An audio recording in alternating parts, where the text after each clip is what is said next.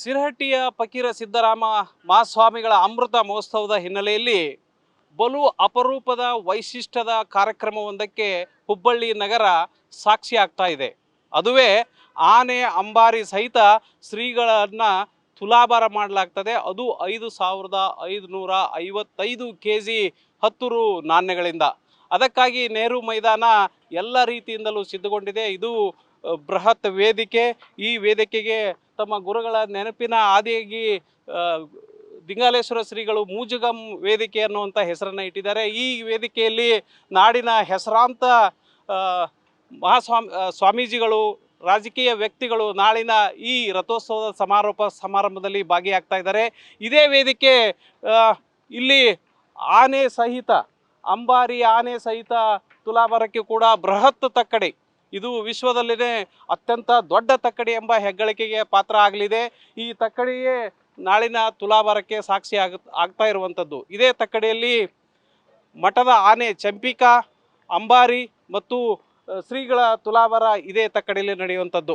ಈ ಕಾರ್ಯಕ್ರಮದ ಒಟ್ಟು ವಿಷಯದ ಬಗ್ಗೆ ನಮ್ಮ ಜೊತೆ ಮಾತಾಡೋದಕ್ಕೆ ಫಕೀರ ದಿಂಗಾಲೇಶ್ವರ ಸ್ವಾಮೀಜಿ ಅವರು ಇದ್ದಾರೆ. ಅವರ ಹತ್ರ ಮಾತಾಡೋಣ.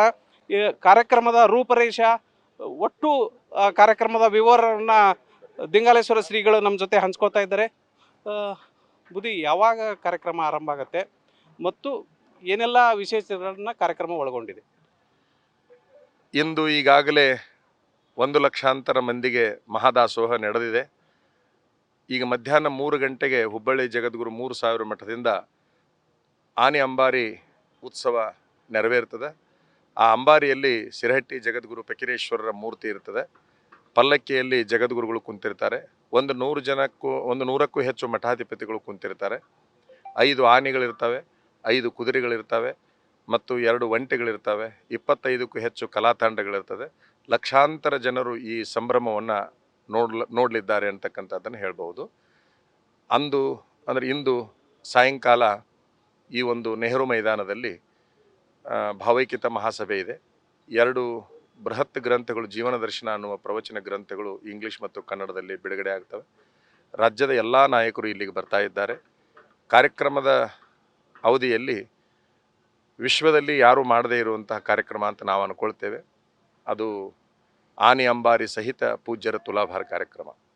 5,555 kg 10 ರೂಪಾಯಿ ಕಾಯಿನ್ಸ್ಗಳಿಂದ ಆ ತುಲಾಭಾರ ನೆರವೇರ್ತದೆ.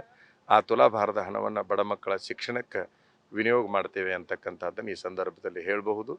ಬಹುಶಃ ಈಗಾಗಲೇ ಆ ತಕ್ಕಡಿಯನ್ನು ತಾವು ನೋಡಬಹುದು. 44 ಅಡಿ ಉದ್ದ ಇದೆ, 30 ಅಡಿ ಎತ್ತರ ಇದೆ. ಅಂತಹ ಬೃಹತ್ ಪ್ರಮಾಣದ ತಕ್ಕಡಿಯಲ್ಲಿ ಅಂಬಾರಿ ಹೊತ್ತಿರುವಂತಹ ಆ ಆನೆಯನ್ನು ನೋಡೋದೇ ಒಂದು ಸಂಭ್ರಮ. ಅದಕ್ಕಾಗಿ ನಾಡಿನ ಮೂಲೆ ಮೂಲೆಗಳಿಂದ ಭಕ್ತರು ಹರಿದು ಬರ್ತಾ ಇದ್ದಾರೆ. ಧಾರ್ಮಿಕ ಸಭೆಯಲ್ಲಿ ಯಾರೆಲ್ಲ ಪಾಲ್ಗೊಳ್ತಾ ಇದ್ದಾರೆ ಸ್ವಾಮೀಜಿ?